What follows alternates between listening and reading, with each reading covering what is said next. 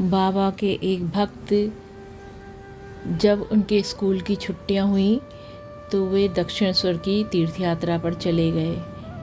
वो उस स्थान पर पहुंच गए जहां बहुत से शिव मंदिर थे। तो वहां एक व्यक्ति प्रकट हुआ जिसे उन्होंने पहली बार ही देखा। बेटा, तू ब्राह्मण है, तुझे मैं एक मंत्र दूंगा, उस व्यक्ति ने उनसे कहा। मैं इसे नहीं लूँगा, मुझे मंत्रों में विश्वास नहीं है, उन्होंने कहा। जब उसने काफ़ी जोर दिया तो उनका प्रतिरोध समाप्त हो गया और उन्होंने मंत्र लिया और निष्ठापूर्वक उसका रोज़ जाप करने लगे। मंत्र जाप करते करते कई साल बीत गए।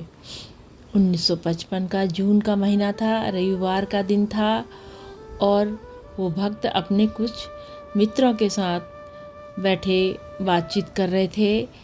रात्रि के 9 बजे थे, तभी उन्होंने देखा कि उनकी पत्नी, मौसी और माँ घर से बाहर जा रही हैं। तो उन्होंने उनसे पूछा कि वो कहाँ जा रही हैं।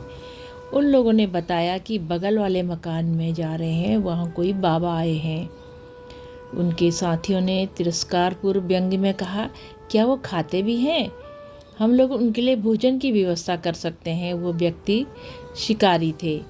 तुम्हें इस तरह की बातें नहीं करनी चाहिए। उनकी पत्नी को बुरा लगा। 10 मिनट में ही वो लौट आई। बोली, बाबा मिट्टी की झोपड़ी में दिया जलाए बैठे हैं। उन्होंने उनसे चले जाने को कह दिया। जब वो नहीं हटी तो उन्होंने कहा, जा, तेरे पति के बंगाली दोस्त आए हैं, जा उनको चाय पिला, मैं सुबह आऊँगा। दूसरे दिन सुबह ही भक्त अपनी पत्नी के साथ चले गए। बाबा एक छोटे से कमरे में छोटी सी चरपाई पर बैठे थे।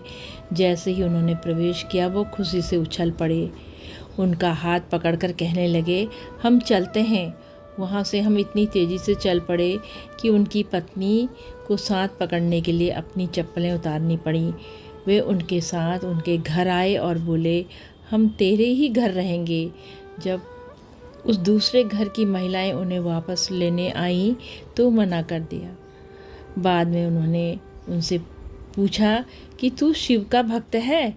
हाँ, उन्होंने विनम्रतापूर्वक उत्तर दिया। तुझे पहले से ही एक मंत्र दिया था, बाबा ने कहा। और उसी क्षण उनको ज्ञात हुआ कि वे वही बाबा हैं जिन्होंने 20 वर्ष पूर्व उनको ये मंत्र दिया था। जय हो नीम करोड़ी बाबा की सदा जय हो, माँ सिद्धि की सदा जय हो। बाबा, अपने सभी भक्तों का कल्याण करना प्रभु, कल्याण करना प्रभु। जय हो बाबा, जय हो, सदा ही जय हो।